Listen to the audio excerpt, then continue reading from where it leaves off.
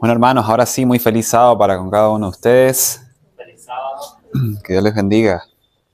Es un gusto poder compartir con ustedes en esta hora.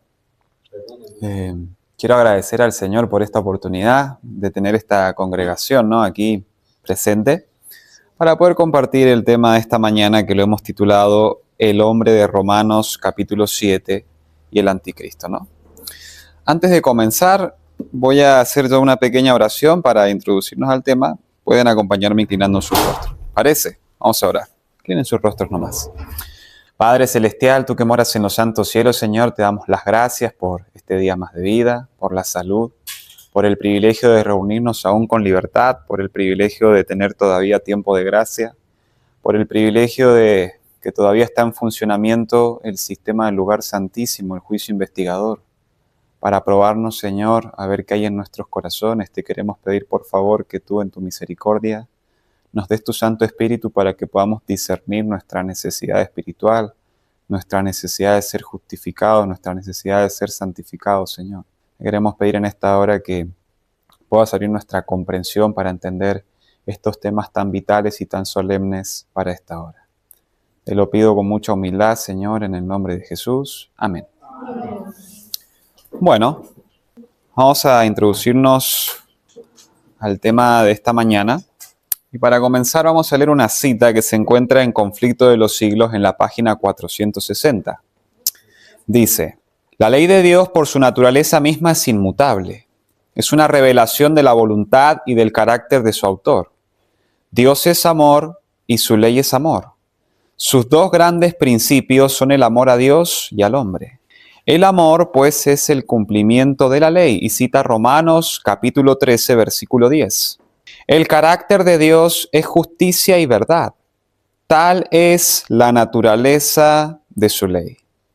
El apóstol Pablo declara: la ley es santa y el mandamiento santo, justo y bueno. Romanos 7:12. Semejante ley, expresión del pensamiento y de la voluntad de Dios, debe ser tan duradera como su autor. Aquí la hermana Huay nos está presentando la eternidad de la ley de Dios. Nosotros tenemos que entender de que este conflicto gira en torno a la santa ley de Dios, de que este conflicto tiene como centro los 10 decálogos de los mandamientos y que nosotros estamos dentro de ese conflicto en el contexto de la obediencia a la ley de Dios. Ese es el centro del conflicto y ese siempre ha sido el centro del conflicto desde los cielos. Eso nos dice Patriarcas y Profetas, la página 55. Y es muy interesante que aquí la inspiración nos dice de que el carácter de Dios es justicia y es verdad. Ese es el cumplimiento de la ley. Que en nosotros permanezca la justicia y la verdad de Dios. ¿Se está entendiendo? La parte roja dice: es una revelación de la voluntad y del carácter de su autor. Ese es el propósito de la ley. Revelarnos el carácter y revelarnos cuál es la voluntad de Dios para con nosotros. Ok. Por ejemplo, en el Salmo 111, el versículo 7 y 8, si lo quieren buscar, dice la palabra del Señor: las obras de sus manos son verdad y justicia. ¿Ven cómo se conecta con el conflicto de los siglos? Las obras de sus manos son verdad y justicia. Fieles son todos sus mandamientos. ¿Qué es todo? Todo, ¿verdad? Versículo 8. Afirmados eternamente y para siempre. Hechos en verdad y rectitud. Aquí el salmista nos presenta la perfección de los mandamientos. Estamos hablando de una persona de que tenía una naturaleza pecaminosa y que llegó a razonar de esta manera. Llegó a entender de que todos los mandamientos son santos y perfectos. Y eso fue justamente lo que Satanás cuestionó en el cielo. Satanás cuestionó la ley de Dios. Para Satanás la ley de Dios no era perfecta. Y cuando Adán y Eva decidieron obedecer a Satanás, esa desobediencia, tristemente, trajo sobre la raza humana, sobre la familia humana, el razonamiento de Satanás. Por ende, todos por naturaleza entendemos de que La ley no es santa, no es justa ni es buena. Por eso tiene que haber un cambio de mente, ¿verdad? Y hacia allá vamos. Nos sigue diciendo Conflicto de los Siglos, la página 461. Voy a leer desde acá, dice. La ley revela al hombre sus pecados, pero no dispone ningún remedio. ¿Cuál es el propósito de la ley? Mostrar el pecado. Es un espejo, ¿verdad? Por ejemplo, esta noche tenemos una boda para la gloria de Dios. Antes de ir a la boda debería verme en el espejo, ¿verdad? A ver cómo estoy. ¿Cómo me vería el hermano Derlis si yo vengo a la boda con un manchón aquí en mi camisa? Hermano Santiago no me quiere, mira el afecto que me muestra al venir con esa presentación a mi ceremonia, ¿verdad? Por eso es muy importante lavar las vestiduras, hermanos. Mientras promete vida al que obedece, declara que la muerte es transgresor. Por eso la paga del pecado es la muerte. Solo el Evangelio de Cristo puede librarle de la condenación o de la mancha del pecado. ¿Qué es el Evangelio de Cristo? Eso deberíamos preguntarnos, y hacia allá vamos, dice.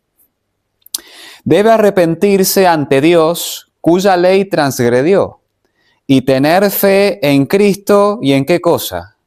En su sacrificio expiatorio. Así obtiene remisión de los pecados cometidos anteriormente, y se hace ¿qué cosa?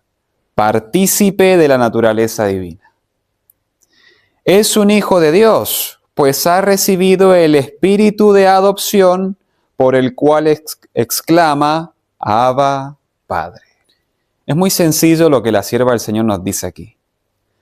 Porque yo para pertenecer a la iglesia debo recibir el Espíritu de Dios. Pero para recibir el Espíritu de Dios tiene que haber primeramente un arrepentimiento, una justificación. Porque si no hay justificación, no hay santificación, ¿verdad? Vamos a avanzar. Y vamos a leer en nuestras Biblias en Romanos, capítulo 6, versículos 1 al 3. Romanos capítulo 6, versículos 1 al 3 dice, ¿qué pues diremos? ¿Perseveraremos en el pecado para que la gracia abunde? En ninguna manera. Porque lo que hemos muerto al pecado, ¿cómo viviremos aún en él? ¿O no sabéis que todos los que hemos sido bautizados en Cristo Jesús, hemos sido bautizados en su muerte? Interesante. Aquí nos está hablando la palabra de Dios del carácter del bautismo. ¿Cómo se llama, hermanos, ese bautismo que le hacen a los bebés ahí en la iglesia católica cuando les mojan la cabeza? Bautismo por aspersión, ¿verdad? Sí, aspersión. Un bebé no tiene la facultad de razonar ni de entender de que es un pecador, por eso ese bautismo no es lícito. ¿Cómo se llama el bautismo que hacemos nosotros? Inversión. Pero ustedes sabían que hay muchos que se hacen bautismos por inversión que son realmente de aspersión. Por eso aquí lo que la Biblia me está diciendo. Voy a volver a leer, dice, ¿qué pues diremos? ¿Perseveraremos en el pecado para que la gracia abunde? En ninguna manera. Porque los que hemos muerto al pecado, ¿cómo viviremos aún en él? O sea, de que el bautismo es una sepultura del viejo hombre. Y por ende la persona de que se bautiza tiene que dejar de pecar. Tiene que andar en novedad de vida. Tiene que recibir el don espiritual. Pero tristemente nosotros hemos recibido conceptos católicos y seguimos en la experiencia de un bebito que fue bautizado por aspersión. Voy a avanzar. Versículos 4 al 6 dice, porque somos sepultados juntamente con él para muerte, por el bautismo, a fin de que como Cristo resucitó de los muertos por la gloria del Padre, así también nosotros andemos ¿en qué cosa? En novedad de vida, en vida nueva. Versículo 5 dice, porque si fuimos plantados juntamente con él en la semejanza de su muerte, así también lo seremos en la de su resurrección. Sabiendo esto que nuestro viejo hombre fue crucificado juntamente con él, para que el cuerpo del pecado sea destruido, a fin de que no sirvamos más al pecado. Muy interesantes estos textos, ¿no? Porque aquí la Biblia me habla de una naturaleza divina y de una naturaleza carnal. ¿Se entiende? ¿Cómo vengo yo al mundo? Con una naturaleza carnal, no como un pecador en sí, como el pecado original enseña. Tengo que saber diferenciar entre lo que es mi naturaleza natural y la naturaleza espiritual que Dios me quiere dar a mí por la fe. Tengo que saber diferenciar esas dos cosas. Vamos a avanzar un poquito más adelante a Romanos el capítulo 7. Romanos capítulo 7, versículos 1 al 7. Quería hacer un contexto, ¿no?, de lo que es Romanos el capítulo 6 para que podamos entender quién es el hombre de Romanos capítulo 7. ¿Se entiende? Por eso leíamos estos textos. En Romanos el capítulo 6, vemos de que el bautismo tiene el propósito de casar a un hombre, en este caso hombre y señorita, con Cristo, ¿verdad? Pero tiene que haber un pacto de por medio, porque en el casamiento se da un pacto, y ese pacto lo único que lo puede borrar, según la palabra de Dios, es la muerte. Y justamente con Cristo tenemos que hacer un pacto, tenemos que nacer de nuevo y tenemos que ser su iglesia en esta tierra. ¿Qué es ser iglesia? Almas fieles. Almas fieles. Ahora, ¿puedo ser yo fiel por mis fuerzas? Interesante. Vamos a ir al capítulo 7 de Romanos. Vamos a leer desde el versículo 1, dice: ¿Acaso ignoráis, hermanos? Pues hablo con los que conocen ¿qué cosa? La ley. Porque sin conocimiento de ley, ¿qué pasa? No hay pecado. Porque el pecado me da el conocimiento, la ley me da el conocimiento de lo que es pecado. ¿Acaso ignoráis, hermanos? Pues hablo con los que conocen la ley, que la ley se enseñorea del hombre entre tanto que éste vive. Porque la mujer casada está sujeta por la ley al marido mientras éste vive. Pero si el marido muere, ella queda libre de la ley del marido. Así que si en la vida del marido se uniere a otro varón, será llamada adúltera. Pero si su marido muriere, es libre de esa ley, de tal manera que si se uniere a otro marido, no será adúltera. Interesante, ¿no? Yo les quiero hacer una pregunta. ¿Jesús resucitó? Entonces Él vive, ¿verdad? Les hago una pregunta y cada uno se la responda para sí mismo. ¿Satanás murió? No, tenían que respondérsela a cada uno en su mente y tienen que aplicarlo en su vida personal. ¿Satanás murió? ¿En mi vida? ¿Satanás murió en mi vida? Porque él debería estar muerto. Mi primer marido. Ajá. Porque Jesús ya lo mató en la cruz, ¿verdad? Ahora los que lo van a volver a rematar son 144,000. Pero ya está muerto ese. El tema es que Él murió en nuestras vidas. Satanás murió en nuestras vidas. Cada uno que se lo responda. Es una pregunta interesante. Porque debería estar bien muerto ese. ¿Sí o no? Voy a seguir leyendo. Versículo 4 dice: así también vosotros, hermanos míos, habéis muerto a la ley mediante el cuerpo de Cristo, para que seáis de otro, del que resucitó de los muertos, a fin de que llevemos fruto para Dios. Vamos a ir a Gálatas, rapidito. Vamos a usar la Biblia en esta mañana. Preparé una diapositiva, pero vamos a usar la Biblia. Gálatas, capítulo 5. Versículo 16 en adelante dice: digo pues, andad en el Espíritu, y no satisfagáis los deseos de la carne, porque el deseo de la carne es contra el Espíritu, y del Espíritu es contra la carne, ¿Y estos qué hacen? Se oponen. Se oponen entre sí, para que no hagáis lo que quisierais. Pero si sois guiados por el Espíritu, no estáis bajo ¿qué cosa? La ley. ¿Qué significa no estar bajo la ley? La ley del pecado. Ujú. Porque la ley es santa, justa y buena.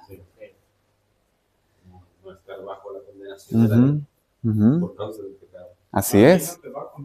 Ujú. Pero si sois guiados por el Espíritu, no estáis bajo la ley. Y manifiestas son las obras de la carne, que son adulterio, fornicación, inmundicia, lascivia, idolatría, hechicerías, enemistades, pleitos, celos, iras, contiendas, disensiones. ¿Qué más? Herejías. ¿Hay en el historicismo herejías? Porque cuando hablamos de historicistas, hay historicistas buenos y historicistas malos, ¿verdad? ¿Pero son historicistas? Claro, estudian la historia. Pero ¿cómo están? ¿En el espíritu o en la carne? Preguntas que nos debemos redactar, ¿no? Volvamos a Romanos. Romanos, capítulo 7, versículo 6, dice. Pero ayer, dice así. Dice ahora, ¿verdad? ¿Y cómo es ahora? Tiempo presente. Pero mañana, no dice así, ¿verdad? Dice ahora. Pero ahora estamos libres de la ley, por haber muerto para aquella en que estábamos sujetos, de modo que sirvamos bajo el régimen nuevo del Espíritu, y no bajo el régimen viejo de la letra.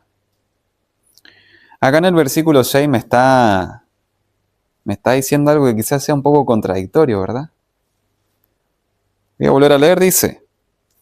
Pero ahora estamos libres de la ley. ¿De qué ley está hablando? ¿Será? Vamos a seguir leyendo, dice. Por haber muerto para aquella en que estábamos sujetos. De modo que sirvamos bajo el régimen nuevo. ¿De qué pacto está hablando Pablo aquí? ¿Del antiguo o del nuevo? Ahora, la ley de Moisés, ¿quedó invalidada? No. Aquí Pablo le está dando la luz correcta a la ley de Moisés. Porque la luz de Moisés hablaba de Cristo. Era una sombra. Era una sombra, exacto. De modo que sirvamos bajo el régimen nuevo del Espíritu y no bajo el régimen viejo de la letra. Ustedes sabían que hay algunos adventistas judíos mesiánicos que están bajo el régimen antiguo de la letra, festejando ceremonias en el campo. Escuché algo que no había escuchado nunca, que por allá por Bonanza mataron hasta un cordero, imagínense. ¡Wow! Tremendo, ¿no? Pero aquí se acerca la parte interesante. Ahora era el versículo 7, dice. ¿Qué diremos pues? ¿La ley es pecado? En ninguna manera. No es pecado. Pero yo no conocí el pecado sino por la ley. Porque tampoco no conociera la codicia si la ley no dijera, no codiciarás. Aquí el apóstol Pablo nos presenta nuevamente, como lo leíamos en Conflicto de los Siglos, cuál es el propósito de la ley. Por eso cuando ante la congregación se presenta el testimonio directo, el que es espiritual se va a alegrar de ello, pero el que está en la carne no se va a alegrar.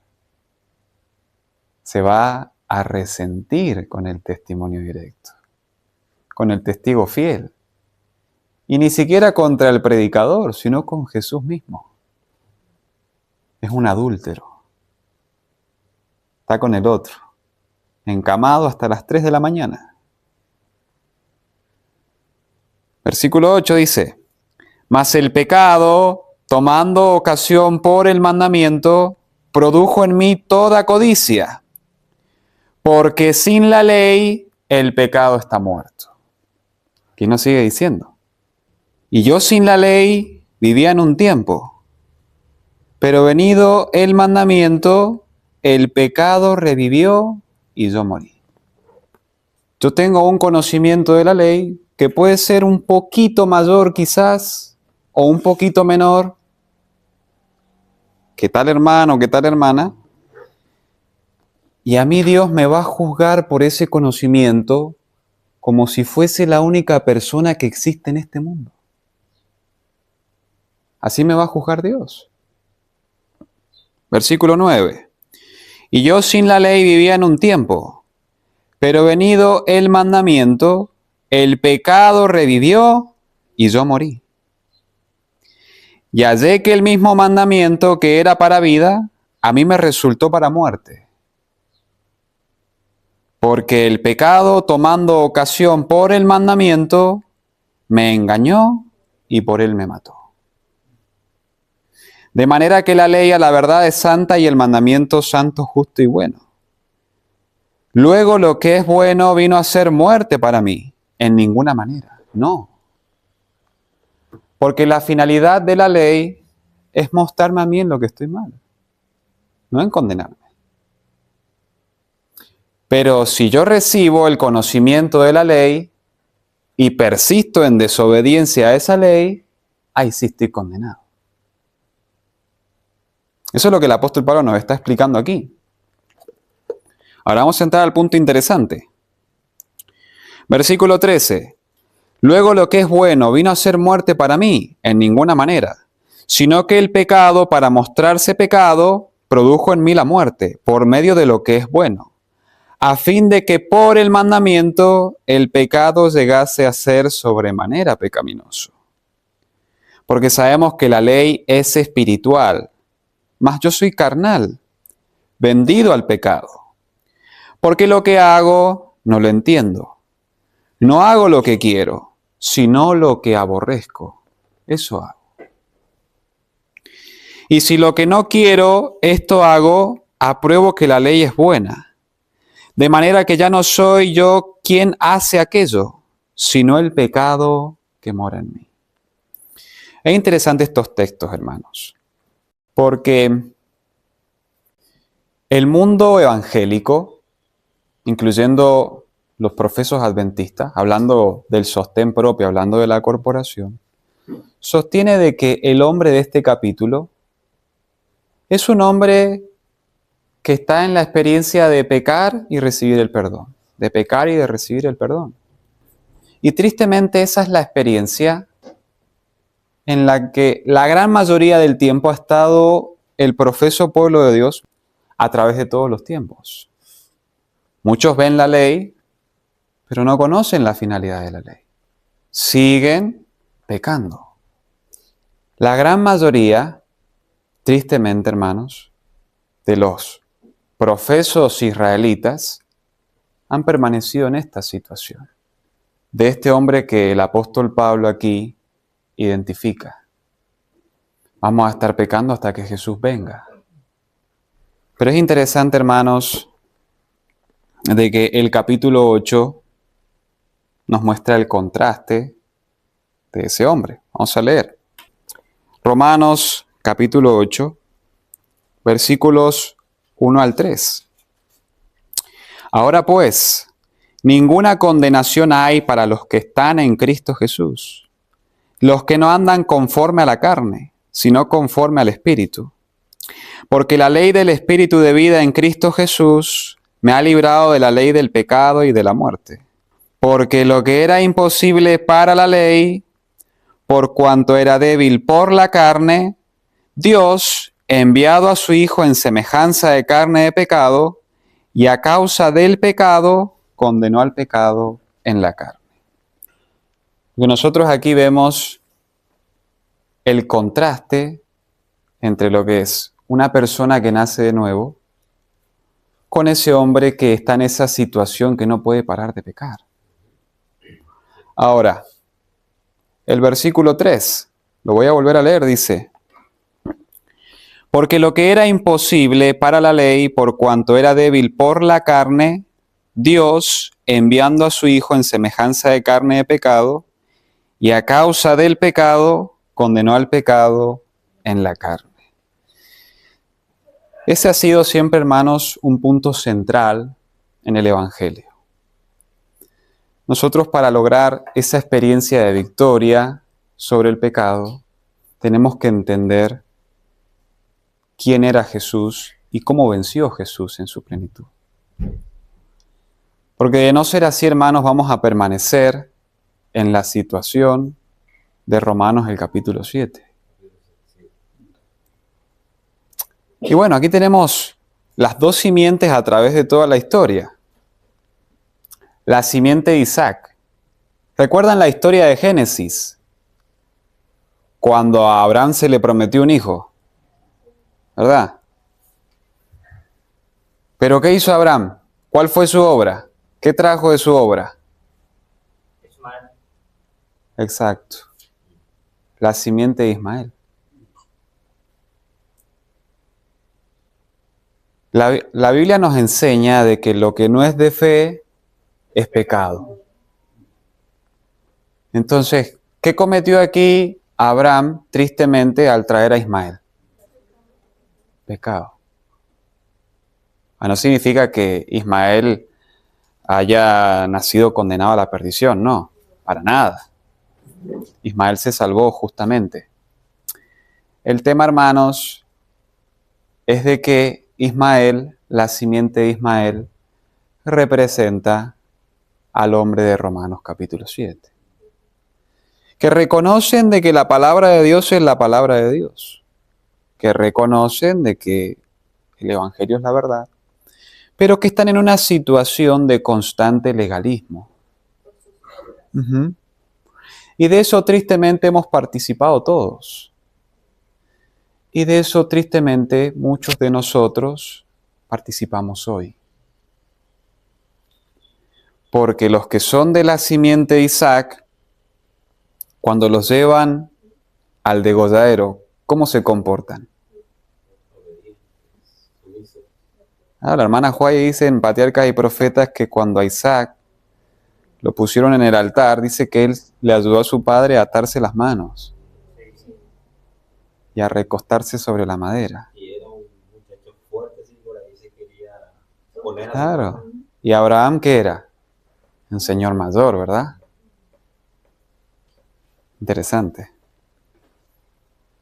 Aquí la Biblia, en Romanos capítulo 7, nos presenta en su realidad qué es el sistema católico romano. Porque el hombre de Romanos capítulo 7 es un hombre que quiere obedecer a Dios mediante sus obras. El apóstol Pablo se estaba identificando con la situación espiritual de la iglesia de Roma. Pablo no estaba en esa experiencia. En Romanos capítulo 8, Pablo explica cuáles son los principios para salir de esa experiencia. Y justamente cuando hace énfasis en Romanos capítulo 8, versículo 3, de la semejanza de Cristo, es para que nosotros entendamos, hermanos, de que Jesús vino a este mundo como usted y yo vinimos y vivió 33 años en perfección absoluta mediante la obediencia por la fe a la palabra, recibiendo el don de Dios, y que al morir y al resucitar, Él otorga ese don a todo aquel que lo acepte por la fe. ¿Verdad? Ahora, esto es de la revista de Alberto Rivera, La Cruz Doble, páginas 6 y 7. Aquí este hombre, que era un jesuita, nos cuenta la experiencia que tuvo con su hermana al irla a buscar a un monasterio. Muy interesante, dice. Miren lo que él dice aquí. Vi su hábito ensangrentado, estaba seco y tieso, era de las úlceras sangrantes de su espalda causadas por los golpes de la flagelación. O sea, cuando él llega al monasterio se encuentra con unas monjas y no la querían dejar entrar a donde estaba su hermana. Entonces él va y la busca por su cuenta y la encontró en esta condición, en una cama toda llena de sangre. Entonces aquí nos sigue dando detalles de cómo era la cena. Dice, pensé que estaba muerta, estaba tambaleante y casi vomité del olor a carne podrida que luego vi removerse. El acto de la flagelación es un acto de la mortificación de la carne. Y miren la reacción de esta mujer, miren lo que dice. Debo besar el crucifijo. María, en el nombre de Dios, deja eso, le dice el hermano Alberto Rivera. Este crucifijo no puede ayudarte, es muerte, esto no es Cristo. Y miren con lo que las monjas hacían la flagelación, con esta clase de instrumentos de tortura. Cuando estuve en Cochabamba fui y visité ¿cómo se llaman donde viven las monjas? Monasterio. No creo que. Convento. Y en el convento te daban un tour y te mostraban cómo vivían esas pobres mujeres. Era una cárcel. Y te mostraban todos los instrumentos que ellas usaban para su remisión de pecados. Estas cosas las agarraban. Esto es de cadena, muchos de ellos, de cuero. Y se daban en la espalda para tratar de quitar los malos pensamientos de su mente, sus malos deseos de la carne. Se autocastigaban. Por no entender la experiencia del cambio de hombre que presenta Romanos capítulo 7 y Romanos capítulo 8. Miren lo que sigue diciendo, dice.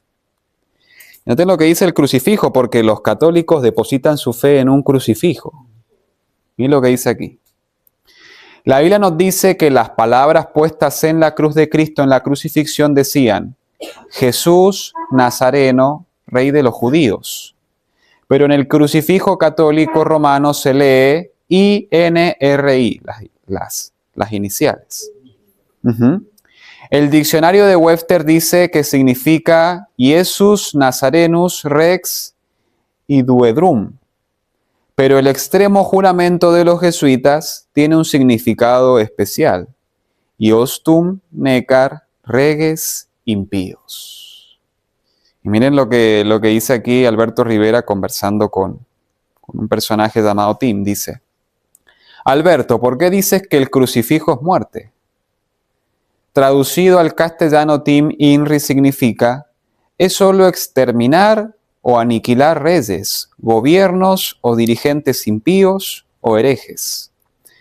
La crucificación de Jesús trae perdón y vida, pero el crucifijo es un símbolo jesuita de venganza y muerte.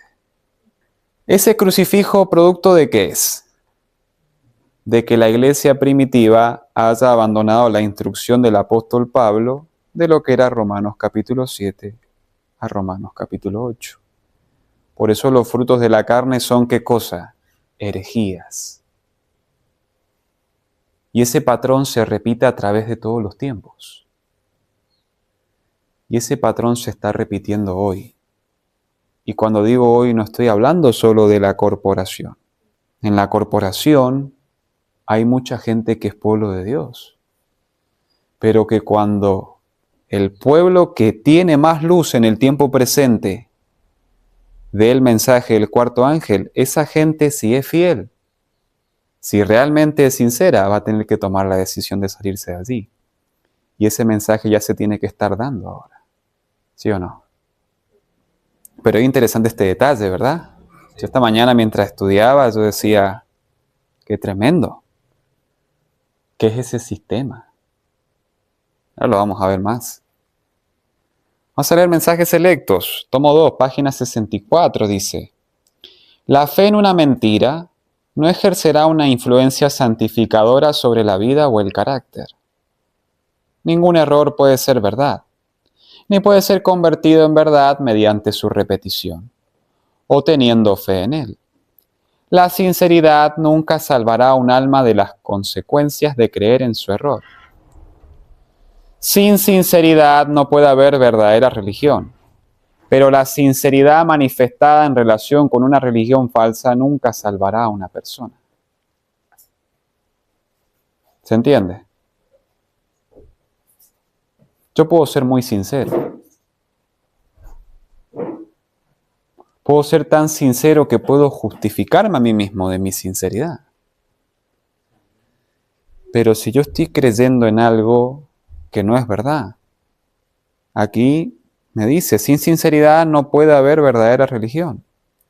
Pero la sinceridad manifestada en relación con una religión falsa nunca salvará a una persona. Y cuando hablamos de una religión falsa, hermanos, no estamos hablando solamente, mejor dicho, a falsos sistemas. Yo puedo ser un receptor de la verdad de Dios y estar en una falsa religión. Y hay que tener cuidado con eso.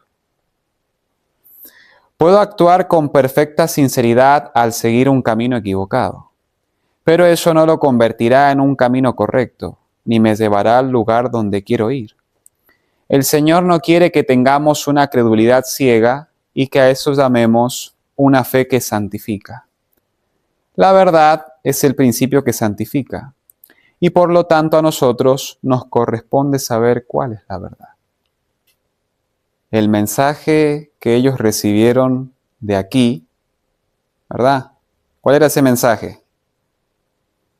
Cordero, que que quita el pecado del mundo. Estos dos eran iglesia militante, ¿verdad?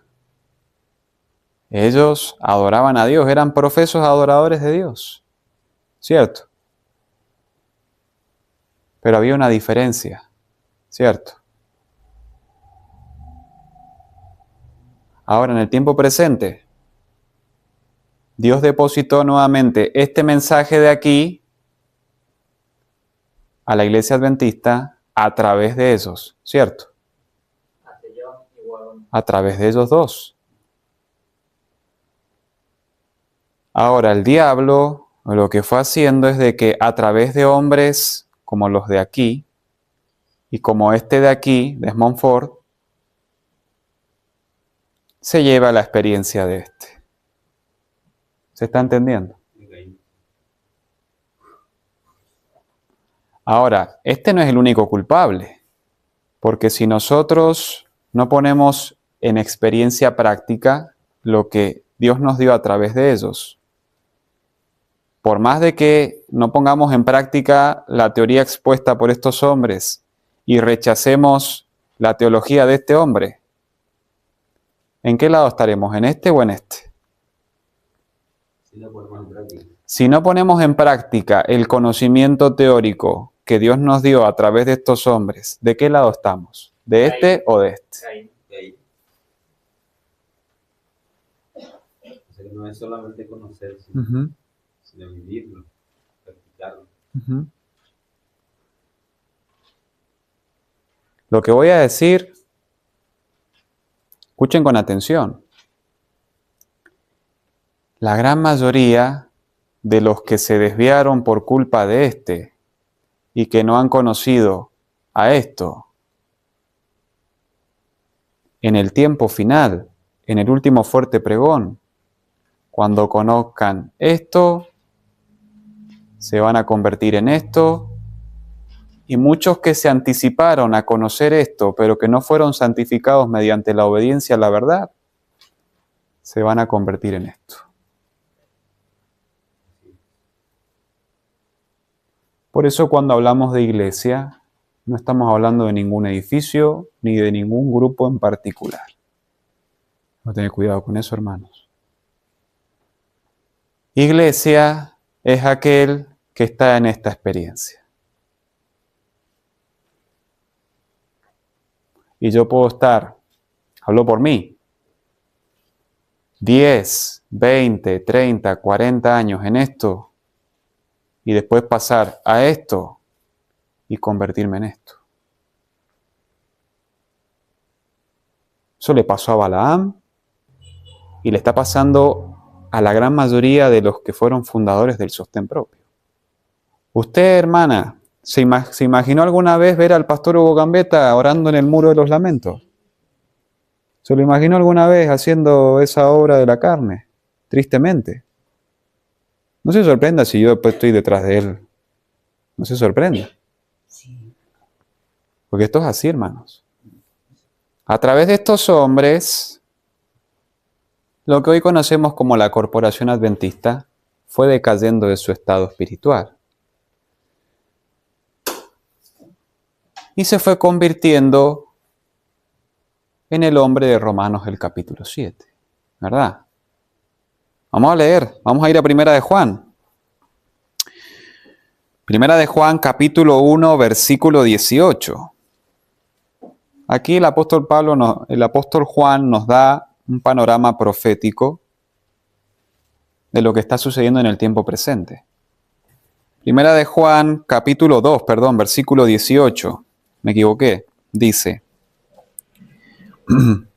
Hijitos, ya es el último tiempo, y según vosotros oísteis que el anticristo viene, así ahora han surgido muchos anticristos. Por esto conocemos que es el último tiempo. ¿Por qué? Porque hay muchos anticristos. Salieron de nosotros, pero no eran de nosotros. Porque si hubieran sido de nosotros, habrían permanecido con nosotros. Pero salieron para que se manifestase que no todos son de nosotros. Pero vosotros tenéis la unción ¿de quién? Del Santo. Y conocéis todas las cosas. Aquí el apóstol Juan habla en un lenguaje bastante sencillo. Porque aquí él nos dice de que los que tienen la unción del Santo son de la verdad. Y que los que no tienen la unción del Santo son ¿qué cosa? Anticristos.